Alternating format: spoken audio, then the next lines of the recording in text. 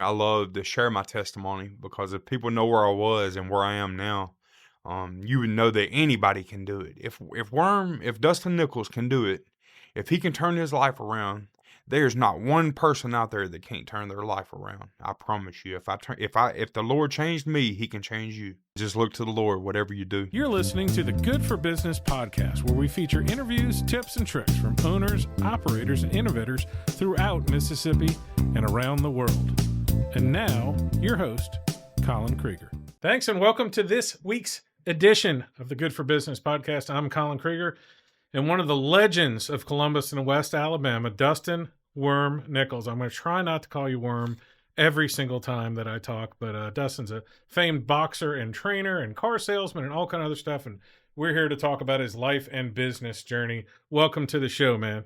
Thank you for having me, Colin. I appreciate what you're doing around the community. Well, thank you for that. So let's start as we always do with the pedigree information. Give us your name, where you were born, and where you live now, and any family, anything like that. Dustin Nichols. Everybody calls me Worm. I've had that nickname since 6th grade. I grew up in Kennedy, Alabama. I lived in Columbus from about 09 till 23, and we bought a house in West Point, so we're living in West Point, but I'm still working here in Columbus. Good deal. So let's start with the origin story. I want to know what little 8 to 12-year-old Worm Nichols was doing when he got his first job ever. Man, 8 to 12. I ain't gonna lie, I didn't do much working back at that age. I'm giving you credit for starting earlier than most. I appreciate it. No, my dad always, man, I didn't want for much coming up. My dad worked 2 or 3 jobs. We didn't have the most money in the world, but he worked 2 or 3 jobs. As long as I was playing sports and doing halfway decent in school, he said, "You don't have to worry about nothing. I'm gonna take care of you. You just do that part, and I'll take care of my part." There you go. What was your first job ever? Even if it was cutting grass or washing windows, what was it? I worked at a little sawmill with a guy named Mr. Amos Thornton over in Belk, Alabama. We cleaned up. It was on Saturday mornings, and it was after football games.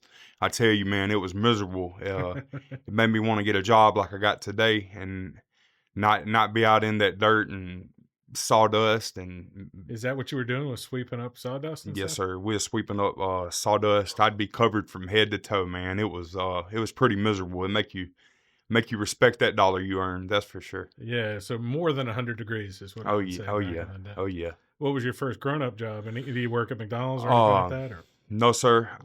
Actually worked at Sonic for a little while. It wasn't my first job, but I was doing hotel and restaurant management in college out at EMCC, and I got a manager and training program I was doing at Sonic for a little while. But I guess one of my first jobs was in that industry would be at Reuben's at Reuben's Fish House for the loft. It was back then. It had a assistant manager job and just bartending, and just that was living a little different now, but that was a great part of my life. You know, a lot of my testimony today comes from that. Yeah, and a big part of your life is your faith journey. We're going to get to that. I want to start with the boxing part, because that's the first Yes, time sir. I became aware of you. I got to town here after Katrina, and probably around 2009 or 10, people were starting to talk about this legendary young troublemaker / boxer coming. So Yes, sir. how'd you get into that? Man, I was just coming up young. I was pretty tough. A lot of times I would take up for kids that couldn't necessarily take up for themselves. And a lot of time I got in a lot of fights over the years from trying to break fights up, trying to get them stopped, and you end up in the middle of it, you know. But boxing, I had some people reach out to me about getting in the tough man, just I guess from the streets. And they had a little tough man contest here in town. And I took off work that Friday. I was working in Tuscaloosa at a Spandex plant, and got in it. That was before I started at Reuben's bartending, and got in the contest and won it. And there was a lot of trash talk after it from the guy that I beat in the championship. And I come back, you know. It was a couple months later and won another one, and then I got to winning a few of them here and there, and I built up a little name, man. It was a great experience. Columbus really backed me well in West Alabama. There would be a whole lot of people come out to watch me, man, and I miss those days. It was the 1-minute rounds, and then eventually I turned pro. And man, when you start fighting people doing it for a living, and not just like I was doing, having fun, hoping to win a little money. You know, I never took it serious back then how I should. I wish I would have trained and prepared well for some of the famed fighters I fought over time. Yeah, and I'm going to get to that, but you glossed over, and maybe purposely. Do you say you worked at a spandex factory? Yes, sir. Made Spandex. Really? Radici Spandex is actually closed down. Is in at the industrial park over in Northport, by Tuscaloosa. Yeah. And so, what was that? Where were you just moving forklifts, or I what were was you doing? I actually drove a forklift some. I was in packing, so it was a factory job. It was 12 hours a day, so it was really like 14 because I lived in Kennedy.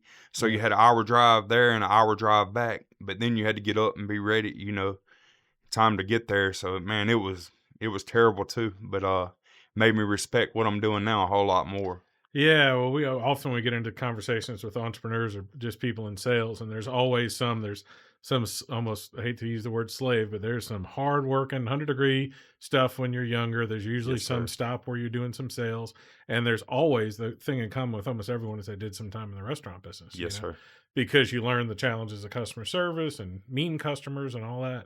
I tell you, everyone in America should have to work in a restaurant and wait on people for just a little while. Yeah. And they would have a whole different respect for waiters and waitresses just in the food industry in general. People come down on them so hard, things is expensive these days, but they come down on them a lot harder than they should. Everybody makes mistakes. We make mistakes in life, and people need to realize that, and it is what it is. So here's the biggest question of the day. Yes, sir. Who hits harder? Legendary heavyweight Deontay Wilder, who I believe you're the first and for a while only person to ever knock down, or the little blue-haired Karen at the steakhouse saying that the steak wasn't cooked correctly? Man, I'm gonna be honest. Probably Karen. It's bad. They sometimes, man, and it could be some of the worst chewings I've took. I had a little steakhouse over in it was called Down Yonder in Pickinsville, Alabama. And the church crowd on Sunday sometimes, Karen come out of the front row of the pew, man, and you know what I mean. She'd hit you with the uppercut if that chicken wasn't right, or you let her tea glass get under halfway full. Sometimes, man, we got to have grace for people the way the good Lord's had grace for us. Yeah. So tell me about the restaurant. When was that restaurant? Was that before or after you were at Reuben's? It was a little after. This was I had the restaurant down there. It was called Down Yonder in, I think, 2014. Actually had a lot going at that point in my life. I had the loft. I had it leased out. I had a license through my dad's name or whatever. I had it leased out, and I had, there was a bar called Tandoori. I was in with a guy named Richie Rav. It was an Indian guy where the Blue Room used to be, the old Holiday Inn years ago. I had that going. I had Down Yonder. I had all that going at one time, and then we had a bar out on 45 called Worm Saloon. Yeah. So I had 4 things going at once, man. I was running myself ragged. Was that too much? A little too much? It was. I had a little too much going, but man, it was a fun experience. I got to meet a lot of people, help a lot of people out over the years through that. Met some friends I think I have for life, made connections in a lot of different industries. Yeah, that's a lot of food service at the same time. Yes, sir. I reference, when people say, oh, they want to get in the restaurant business, I'm like, you probably should start with cooking for people, then maybe catering, then maybe a truck, then maybe a small location, Amen. then a big one, because a lot of people go into it and get the whole operation first, and they think they're going to get away from it. And I told them, if you go to the end of COVID, the Huck boys were at Huck's, Doug was still at Zachary's, Mr. John's at United Deli, and even the Beans, dad and son, are cooking at Harvey's at the end of COVID because nobody was left to work. And they have a multi-store franchise empire, and you don't get away from it. People think it's easy. Man, I was actually out of the business during COVID or whatever. I know it was a hard time for a lot of people. The food prices skyrocketed. You couldn't have people in your establishment. You was having to do all to goes. Hard to get people to work because people couldn't. They could draw that check at home and make more than they could. At work. It was just a hard time for everybody. I'm glad we got through that. Was able to withstand everything. Or a lot of businesses withstood it, and still here with a firm foundation today. Yeah, and Ray Boltwood took over Reuben's and Ray Boltwood and Edward Bishop. Yeah, took over that after you. So. Yes, sir. Yeah, and it's a fight, man, all the time to hang out and stay. I talk to them and talk to other people. There's places like that and like Profit Sports that top of mind is sometimes a problem. Yes, sir. Like they remember good experiences there, but it's not on the main strip and it's just right off the edge of what they think about and they don't go to see it all the time. Yes, sir. Yeah. That's one thing going around we travel a lot, man, and everywhere I go, I try to find those mom and pop places, Zachary's, Yeah. Huck's, just your everyday people from back home trying to make it. I love to find those places anywhere I am. Yeah, it's tough. It's tough to keep a restaurant going. You see a lot of them shut down after a year, 2 years, usually in December, and it just gets hard when you don't have the traffic. It's super competitive, and again, a lot of people go into it thinking don't have to be there, Yes, sir. which is just a fatal mistake. Man, you're married to it when you're in the business. You got to be there. If not, things is gonna walk out the door. Your quality is gonna go down. You're married to it. Speaking of the fight, so tell me, I want the long version of how you end up in the ring. And I know he wasn't the Deontay Wilder everybody knows Yes, sir. now, but tell me how you end up in the ring with Deontay Wilder. I think I was 4-2 at the time. Hadn't fought in 6 months. I probably weighed about 430 during that time. But I got a call. I actually wasn't working at the time. I was just chilling, I had went through a bad breakup, had some depression built up. To be honest with you, I needed to check. I got a check for Golden Boy from Golden Boy Promotions, which Oscar De La Hoya owns. On that fight, I think I made 3,800 that fight. 3,800 for somebody that's dog broke. Yeah. I took the fight on, I think, 3 or 4 day notice. I just got a call. A guy that was supposed to fight him backed out, and they was like, "You want him?" And I was like, "Lord, yes." I would get in there with him again today if I could. It was just it was amazing. He was coming off of he won the bronze medal in the Olympics. I think 2 years prior to that, and then he turned pro, and I think I was his 11th win. We fought down in Hattiesburg, Mississippi. It was a little spot in the middle of nowhere, kind of in Hattiesburg, but it was an old club venue that they had a boxing event at. Roy Jones Jr. was actually there. It was cool getting to fight in front of some people like that. That's incredible. So you did knock him down, right? Yes, That's the sir. legend. There's a lot of Yes, legends sir. about Well, you. You can go to Dustin Nichols versus Deontay Wilder on YouTube, and you can judge for yourself. You can see if it's a knockdown.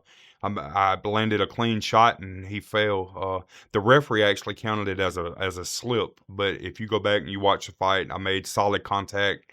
His butt hits the ground. He falls. Yeah, I mean, it's been referenced. I've seen other YouTube videos where people in his camp say, yeah, it was the only other time he got knocked down until, what's it, the big guy he fought this last year? Tyson Fury. Yeah, Tyson Fury. And then he ended up losing to a Chinese guy recently too. Yeah. But I mean, you weren't fighting him when he was a scrub either. He wasn't like he was 15 years old. He's a medalist. No, so. He was coming off winning the bronze medal. Yeah. It was amazing to share the ring with somebody of that stature. That's amazing. So from that to, I mentioned this before we talked. Tell me the story about Butterbean and your somewhat a little bit of relationship with him in time. My dad actually fought Butterbean when I was a kid. It was neat. In a tough man competition at the fairgrounds, that's where I ended up getting started at. Well, a couple years later, me and one of my friends go to Jasper, Alabama. We get in a little trouble up there. I ride with him, and we get arrested, and we're on Butterbean, the Big Lawman. It was a TV show. You might go back and look. Look it up. It was on A&E, I think, and we ended up, didn't get no charges or nothing, but I ended up walking 20-something miles that night. I could call, my phone went dead, and I knew my girlfriend's number, and I knew my daddy's number, and I wasn't calling neither one of them. If any of you know, Walker County in Alabama was one of the top spots in the United States to get a hitman at one time in the late 90s. It's a real rough spot, rough area up there. But I walked from downtown Jasper to like Fowler's Crossroad, which is in Fayette County. It's like 20-something miles. I walked 20-something miles that night. What year was this around? I'd say 2011, 2012. I know I was here because I remember. I don't know if we covered it in the packet, but I remember hearing the story. I was miserable, but I wasn't fixing to call either one of them. I ended up I changed my life around a little bit during that time. Stopped doing some things I was doing, but ended up a couple years went by. Things got back to going good for me, and I fell short again. So yeah, I was going to bring it up. So you've had some brushes with the law, and like I've said to some people, some brushes with redemption in Christ also. Yes, You want sir. to talk about both? Because a lot of people have that. They have a time in their life, early in their life, and they get around church and get around good people, and then they slip, and then they come back to it, and it's even stronger the second time. I, So, I actually had a point in my life where I really didn't care if I woke up tomorrow or not. I got in a fight with my girlfriend one time, argument on the phone with her, and I had some pistols. I shouldn't have had pistols because at the time I was a felon. I was playing football in Tuscaloosa at a place called Stillman College. I caught a little assault charge. That was one of my first. I had come home for the weekend and caught a charge over here, so I ended up quitting ball or whatever and got a job. But man, just it's been a couple times over time with the Lord, but I ended up shooting myself one day. Me and her got in an argument, and I was hard headed. I said, "If you say another word, I'm shooting myself," because I thought she wasn't gonna say another word. Well, she said another word, shot myself.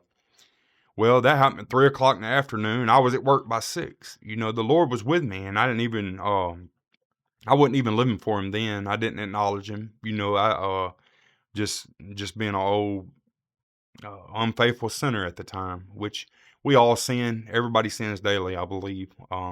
But I was living in sin. I'm no longer living in sin. I'm not trapped in sin. Do I sin? Yes, but I'm not trapped by it. I'm not living in it daily. I don't go out and do things repeatedly. I get conviction on doing things now, so I don't do it. Back then I had no conviction.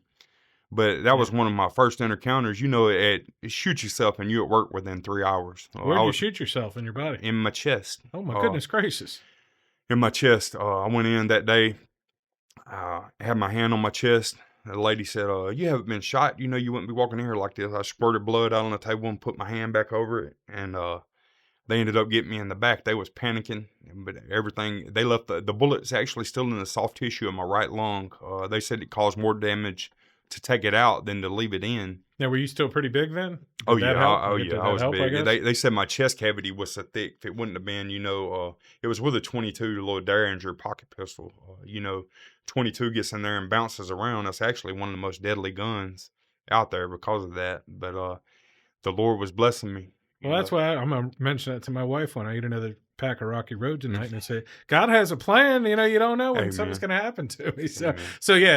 I've heard that phrase before too, where they say, I was convicted, but I didn't have conviction. Yes, sir. So you're running through tests. Where were you working that you showed up after? I was working at Forget About It downtown. I managed a bar for Mr. Freddie Fields. Yeah, Freddie. Man, I miss old Freddie. He was a good dude. A lot of people. Ooh, the stories with him, I could do a 4-hour podcast. A lot of the stories though was people put Freddie down, but man, he was genuinely a good guy. A lot of people thought that he did a lot of things that he wasn't doing. Yeah. But it is what it is. People's gonna say what they say and think what they think. But somebody that knows and was there and was around. I have nothing but respect for him. Well, I knew him for a little while, and I'd become good friends with John, his son. And I tell people all the time, even if you only had your kids for a little while or you didn't get to spend your whole life, I can usually tell what I need to know about you from the way your kids act. Right. And, all kids get into trouble when they're teenagers or something. But I'm saying, sir. John Fields and Freddie are giving to a fault.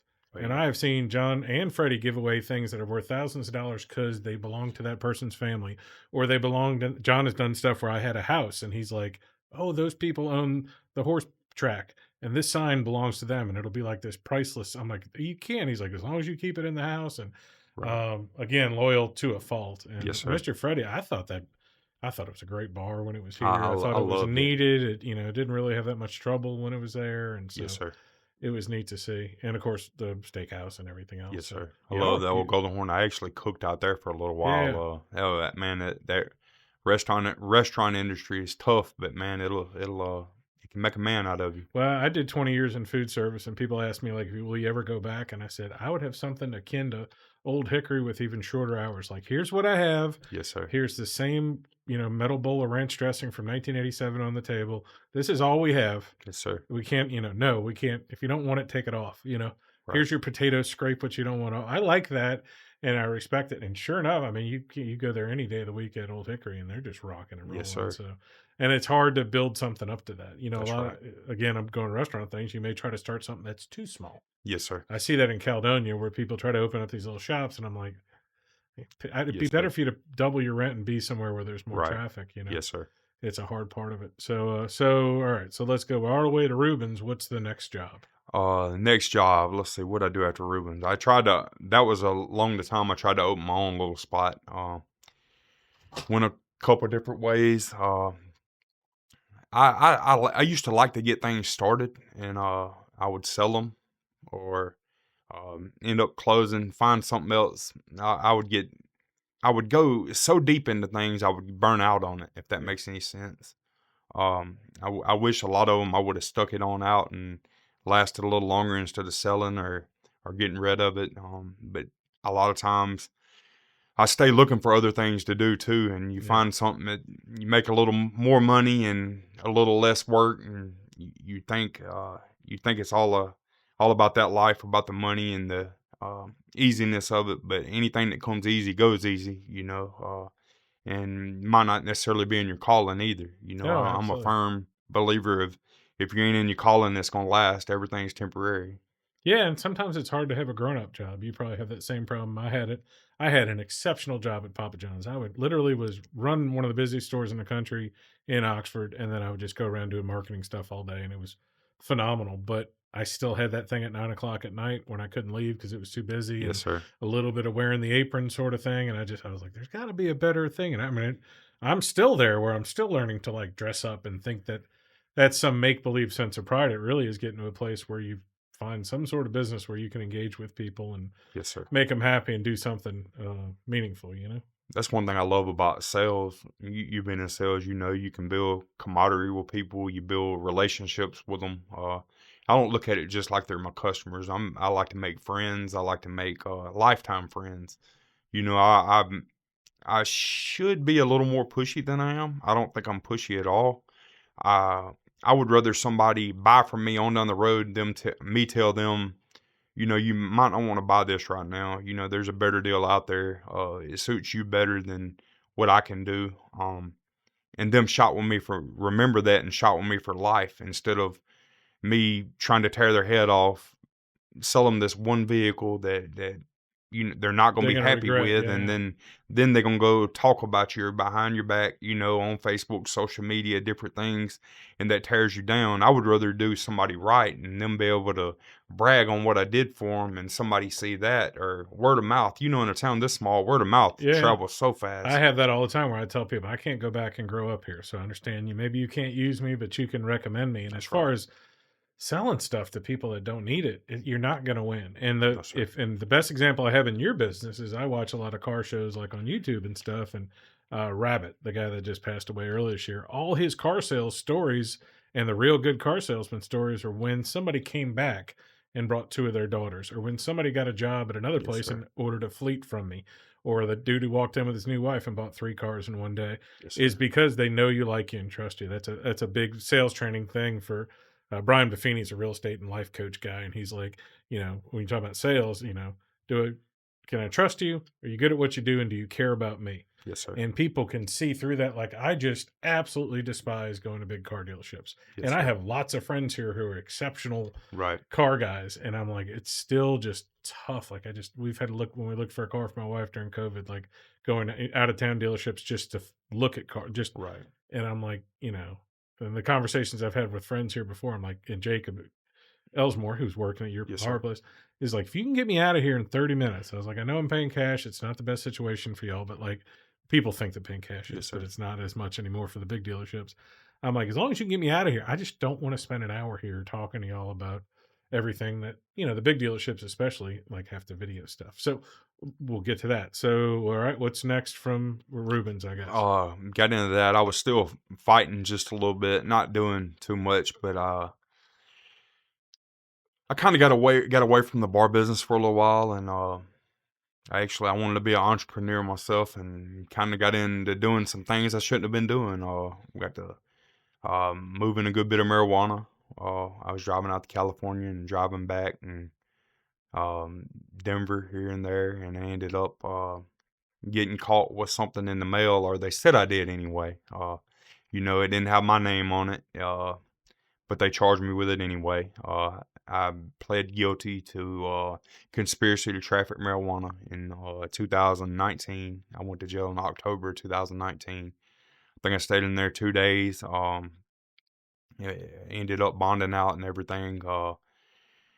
But ended up pleading guilty. I think it was I've been on probation now 2 or 3 years. It ended up taking like 4 years to go to court. I think it was 2019. I pled guilty in 2023. It took 4 years ago. Rod Ray was my lawyer. Man, he's the man. He's the GOAT. He is. Well, that's what I say when the bad guys and the good guys use him. Whenever cops get in Yes, sir. trouble, I spent some time at the packet chasing guys. You were one of the few I can say in the course of time that when they would mention you, like they were Yes, like, sir. they're like, man, we like Worm. Man, Like, I always have been one. I respect cops. I respect what they do. A lot of people down them and bash them. You think about it. I hope this never happens to no one, but you go home and your daughter's been raped, or your mother's been raped, or you've been raped. Who you gonna call? You gonna call the cops, ain't you? Yeah. You go home, your house has been broke into. You gonna call the cops. But then you want to bash them or down them because they give Mr. John, not Mr. John, old Jimmy down the road a ticket. Yeah, He pulled over, he had meth in his pocket, and then got old Chris over there with a pocket full of dope. Yep. But then people want to bash them and down them. But then something happens to your family, and you call them and want help from them. Then man, I look them guys they out trying to make an everyday living like we are. I seen a local officer, I won't say his name, the other day. He's doing a lot out in the community, doing some different things, and I seen him say, people won't change. The police department's hiring right now. The Army's the same way. Everybody says what they can do, this and that. Politicians, this and that. Run for politics. Sign up and be a cop. There's a lot of people out there don't have jobs, need jobs right now. They're hiring. Hiring down here at Columbus right now. Sign up and be a cop. Make a change. You want to see these changes. You want different. Do different. Be different. I saw, and especially for like the last 2 years I was at the packet, I was 24/7 with the cops. I mean, more respect and fear of ever doing that again, of just seeing on a daily basis, what they got going on. And that became a big problem. I wasn't still doing that, but during COVID, when they were talking about Ferguson and all these riots and stuff, where it reached a point where anybody who was doing anything kind of bad was worried the cop was going to shoot him, and every cop that pulled everybody over thought they might get shot. Right. It's calmed down a little. Part of it helps with, like, in our market, we got relatively new police chief here is doing a real good job with community policing. They know. I used to say, like, all the chiefs that came after, since like Donnie Elkin left, like when Donnie Elkin would pull somebody over for a ticket, he could work it into a search of the car because he would know the name of the kid. Right. And he would also know when he pulled over the car and he heard the name, that like, well, he's a bad guy, a bad kid, but he's not going to shoot me. Right. And then we had a point of 3 or 4 years where the cops didn't know that group of kids coming through, and it, didn't help them whatsoever. Don't get me wrong. Sometimes you get bad out there, but I feel like, man, if you got your hands up or out the window, you show respect. Don't be getting snappy with them from the jump. You show respect. More than likely, they're going to give you respect. Yeah. At the end of the day, if somebody tells you to pull over, pull over. If they're trying to pat you down, let them pat you down. If you ain't doing nothing wrong, what's it matter? It's because most people that get mad is doing something wrong. People just can't accept it, One of the funny part here that's happened since marijuana's become legal is and I've heard this from people at the police force, is that they'll have the license to have marijuana or whatever, and then they just get just crazy high and go drive around. Right. They're like, they get arrested. They're like, I have this. He's like, you can't be drunk. Beer's legal. Well, that's like you go down here and you get prescribed the Lortabs or cough syrup. I mean, whatever it may be, anxiety medicine. If it'll say on the prescription, you're not supposed to drive on it. I don't think you ain't supposed to drive on it. I mean, it is what it is. So you're gotten that last bit of trouble in 19. Yes, Where were you working around then? I was actually working at Bill Russell Ford. I lost my job because of that. Mr. Mike McGill in West Point. Mike and Michelle, man, they took a chance on me. He gave me a job over there. But the big thing that happened for me then was they invited me to church, man. Mike was preaching one Wednesday night. Well, I didn't get to make it, but I was and not trying to brag, I was the number one streamed person or case, I guess you could say, on Mississippi News for like 2 days after we caught that charge. they blew it way up. It got caught in FedEx. Yeah. But they reached out to me and invited me to church, man. Instead of that old dope seller down the road, we're gonna kick him while he's down. You know how a lot of people did kick me while I was down. But that's some of what gives me motivation today to push forward and do the things as I'm doing to try to be a good Christian. Mike and Michelle reached out to me at my most broken time, and they invited me to church. Mike was supposed to be preaching on Wednesday. Well, I didn't get to make it. I went out and went anyway. Following, I think it was the next Wednesday night. I was going to surprise them. Well, I go in a little late. I don't know more get through the doors, man, and I start crying. Just conviction, just all that I was going through, man. And I sat down on the back row, just cried and cried and cried. I did that for 2 or 3 weeks. Was going to church every time the doors open. I felt like the preacher was preaching directly to me. And finally, I was at Bodybuilders with Dusty Snyder and them. I had a buddy named James Hughes was giving his testimony. And I finally surrendered my life to the Lord that night, man. It was amazing. And I haven't looked back since. That was in probably November of 19. I got the charge in October, November of 19. And I got ordained in 22. I started giving my testimony in 20 here and there. And man, things has just changed. I said I wouldn't ever get married. I'm married now. We got married in October of 22. Actually, October 28th to 22. My wife, Whitney Ford, she graduated from Heritage, had a dad here, Ed Ford, Biddy Ford, as her parents. She has a good, her mom's boyfriend now, Bobby, he's there for him a lot, Bobby Manning. It's just amazing, man, having a wife now and somebody I can lean on. She was on probation during that time, and she took a little vacation because of that. All she had to do is say my name and she'd have been free, but she did 18 months in Flowood for failing a drug test for weed.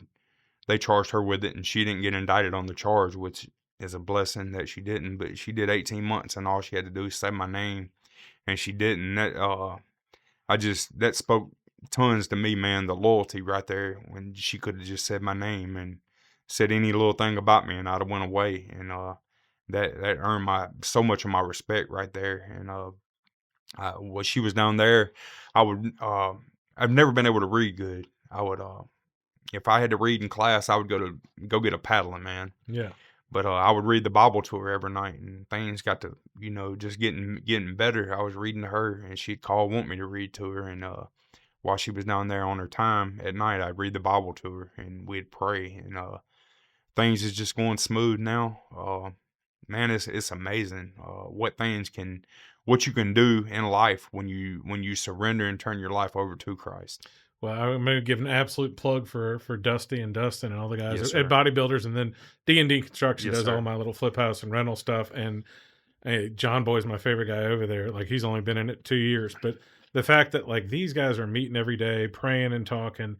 They've had guys leave, start their own businesses, which goes for entrepreneurship. They do side work, but the community is what they need. Yeah. Much like running a restaurant or a car dealership or anything, you need some support. You need somebody there when you get home from a 20-mile walk. Now you have an amazing spouse. That's incredible. Yes, sir. So how do you go from you're selling cars over with McGill, and then now you got your own spot, right? Yes, sir. Working now. Well, Jake's the actual owner. I've got a little. He pays me like I'm an owner or whatever. Jake McGill is Mike's son. Okay. We're down at North Mississippi Auto now, just right down the road, the old Fitchner building across from the MAG. Across from the MAG. How ironic is that? You got to sit there and smell it all day. Yes, sir. It is what it is. Well, it's fine now. And I said, look, the majority of the people, that's where my wife had chemotherapies, had 20-something back surgeries until she got off the other stuff and got on marijuana. Like, the little she does helps her pain so much. So yes, sir. There's a place for it, and it's better to be regulated than it is to just be out wild on the street. So, Amen. And they're at least there. I know they're doing a good job. And they got cameras on, and they're paying attention to stuff. So yes, sir. But it's been amazing. They're working with Jake. Jake yesterday actually. It was a lady. She's in recovery. Works at the grill. He had helped her get her car was broken down. He helped her get it fixed a little bit. We did, and she was actually in yesterday to buy a vehicle, and Jake told her she might be better off to buy a new vehicle, a brand new one, in her situation, just so she'll have the warranty and everything that stretches out. You don't see a business owner turn it down. turning that. Not he didn't really, he told her if we got the right situation there, we can make something happen. But tell someone, you would be better off to go get this new vehicle. You don't see a lot of owners like that, man. That's people that's one thing about Jake, man, he cares about people. I love seeing that, they ain't too many owners that would do that. And I love seeing it, man. That makes me strive to do better. Just each and every day, I try to be better than I was yesterday. And that's what I've been talking a lot on Facebook about it. I think everybody, man, needs to, if you could do 3 things in life, you could grow spiritually, mentally, and physically every day. Be better than you was yesterday. You get the spiritual part right, the mental part's going to come somewhat. Don't get me wrong. These people still need medicine here and there. But if you really, truly get your spiritual side all the way right, you're going to grow. You can grow mentally, and then the physical part's going to come along with it. It's the Lord's temple. You're going to want to do better, be better. Well, you've been shrinking physically. Tell me how that journey's been. So. Man, it was great. I actually had weight loss surgery May 21st to 24. Did you have it here, or did you have we had it in Tupelo. Dr. Pinson. He was amazing, man. Had that, and then in 4, Dr. Gauger here, I had shoulder surgery. So I've really just been back working out about 2 months now. Got a great trainer working out down at Core. Yeah, I saw you working out down at Core and weight room. Yeah, that's an amazing place, man. I tell you, my life's being changed in there. It's already been changed spiritually, but I'm getting that physical side of it now. I'm getting in there, working out hard. They got a ton of stuff you can do in there. Some great trainers there. You can get massages, a lot of things you can do. They got massage chairs, but they got the cold plunge for I got a cold plunge at my house, and I love it. It's a freezer that we call Lee Hopper from helped me caulk it up and do it. I do that every morning. It wakes you up. It's helped me with my health the last 6 months, and it helps you with your recovery so much. And it helps you wake up if you can get there in the morning. I like having it in my backyard, so I just jump in. Man, because I remember Chris Packus House. He's tough guy stuff. Yes, sir. That's 2 podcasts in a row. I mentioned CPAC. He's doing pretty good. The tough guy. The last time you fought, I was there, and I think if you fell down, you were breathing heavy. Yes, sir. You told me like, "This is it." Couldn't breathe. This is it. I've actually, man, I'm refereeing some now for the boxing commission, but it's crossed my mind, man, to maybe have me another one or 2. I'm getting back. Physically hitting the bag a little bit this morning. I love coaching people though. That's a goal of mine. If I do have another fight, it is what it is. But a goal of mine is I want to open a little gym here in town, a little something downtown. People could get in and get physically fit. They could learn some self-defense. Yeah. But boxing is a great workout. You work the full body out, and I'd love to do that. How much weight have you lost? I'm down to 257, and I was at 430 plus at my biggest. I don't really know because half the time the scale wouldn't weigh me, so I don't really know. Well, that's the difference between the weight loss surgery and doing the shot, which the shot has helped my brother a lot. He was a big dude. He's shrinking every day. And what you did, there's quite a few more challenges doing what you did. Yes, sir. The recovery from after the surgery. I think our friend Tony Hanna publicly said he did the surgery, in learning how to eat correctly and eating enough, because I know a lot of times that you get so sick you don't want to eat. Yes, sir. I know a lot of people has had the surgery when I had the surgery, but hadn't really lost nothing. They don't change. You have to change your whole lifestyle. It is a lifestyle change. What you eat, what you put in your body. But I look at it now like, it's the Lord's temple. Like I got to provide. I got to put in it what's good. That goes all the way down to what you see, what you listen to. As far as music, drinking, just whatever you have to watch what you put in your body. It's the Lord's temple. It can take you some bad places when you start to let your mind wander. It's a devil's playground when you a wandering mind. Well, getting to near the end, this is the point where we get to plug away. How do we help you? How do they reach you? You helped me sell a car very quickly, a little bit of used car I had, and if I'm about to buy one with y'all. We actually do consignment. We charge 10% up to $1,000 max. We're trying to sell big RV for Mr. Kenneth Montgomery right now. We have a couple other things down we're selling for people. We charge 10% up to $1,000. It's capped at $1,000, but we'll sell anything for you. Golf cart, we got motorcycle up there right now. We got a Harley Davidson up there right now. We're selling for somebody, a local business owner here in town. Um, we going to the auction, getting cars. We're taking trades. We're buying people's cars. Got $200 referral fees. Send me a $200 buyer, or send me somebody that buys a car that says your name up front. I'll get you $200. There you go. That's easy. Colin with one L, ladies and gentlemen. But just you can look me up on Facebook. Worm Nichols on Facebook. It's Pastor Worm, I think, on TikTok. All the kids with the TikTok. Now, is Kenneth Montgomery, thanks, sir. That's what Kenneth Montgomery says. Has he autographed the RV like on the dashboard the way a NASCAR driver would? That might help itself. He should, as long as he's been doing what he does, man. He's helped a lot of people over the years. I'm going to need to add him to my list for the podcast. I used to, for a while there, I had Mr. Kenneth on speed dial. He helped me out a ton, man, over the years. Sometimes I wouldn't. When I wasn't living right, the situation pop up, man, he'd help me out a lot, and I really appreciate that. No, he's one of the quiet giants in our town, yes, sir. New Hope and Columbus and all. Just always, always showing up, and that's part of his job. But like, man, he's helped a lot of people out. Now I know I'm gonna have to put Kenneth on I'm gonna have to go over see Dodie and Ken and drag him over here. So. One other thing I would like to touch on. I mentioned I'd like to get me a little boxing gym going on downtown somewhere or around downtown. But eventually, man, I would like to. I don't have the funds for it right yet, but I would like to do something with a homeless shelter. Dustin them does that for the addicts. Different ones coming out of recovery. I would like to do one. Something similar to that, but just helping homeless people get off the street. Which there's a lot of them's got mental health problems, but. A lot of times too, though, somebody just needs a hand to get back on their feet, some help getting on their feet, and I would like to be able to do that, man, and provide for some people around. I love helping people. That's what makes me happy right there, is being the hands and feet of Jesus. Well, the Golden Triangle Homeless Coalition does a good job. The hardest part is, like you said, a lot of it's mental health. Yes, sir. Less of it than people think is drugs. A lot of people who have mental health issues can't get the right drugs and use the wrong drugs. Yes, sir. And then some of it is, man, you can have a quick series of events and you're out of a job. I mean, there's some people at PACCAR who just got furloughed or lost their job who a year ago probably had a $25,000 a year job, then all of a sudden made $75,000, and then it gets cut out of nowhere. Now, PACCAR does a good job rehiring.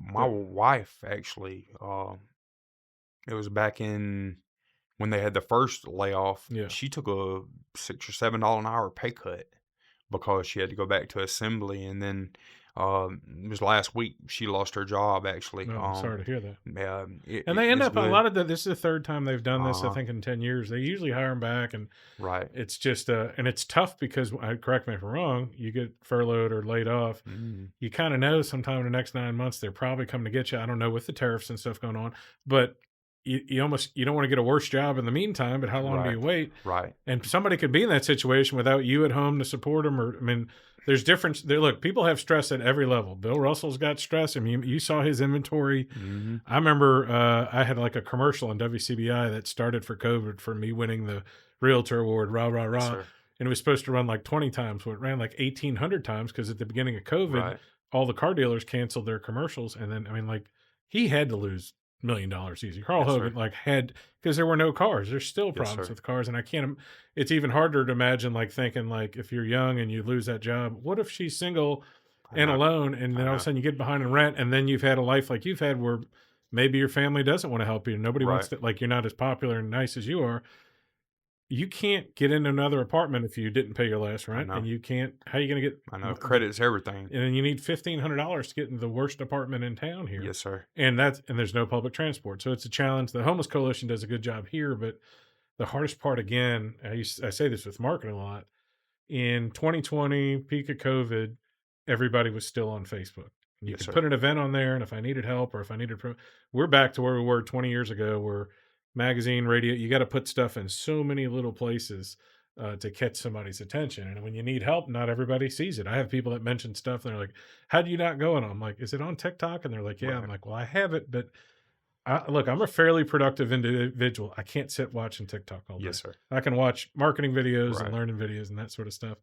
Well, I'm glad you got that out there, and I'll be praying for her and looking for her for a job. Yes, and sir. I want to, even though some people are going to be like, well, most of this wasn't about business, it was about Yes, life. sir. That's the makings of a man or a woman. Yes, sir. Several careers of varying degrees of success, I've said before. And the journey that it takes somebody walking home from, going to work after shooting themselves or being on drugs and getting arrested and walking 20 miles to, like you say, being convicted and having conviction, to now running a car dealership next to a marijuana store, and just being just a light for the community. Yes, That's sir. shown through, even at your worst, you were more positive, happy, and loved than most. And that's why I think you're naturally drawn, as am I, to help out the underdog, Yes, sir. because you've been there and you've been given quite a few chances, That's one thing I love to share my testimony, because if people know where I was and where I am now, you would know that anybody can do it. If Dustin Nichols can do it, if he can turn his life around, there's not one person out there that can't turn their life around. I promise you. If the Lord changed me, He can change you. Well, there you go. Well, thanks for coming on this week, man. He sells cars and he's trying to save some souls, it sounds like, at the same time, right? Amen. Amen. Just look to the Lord, whatever you do, and come see me at North Mississippi Auto. All right, brother. Thank you, guys.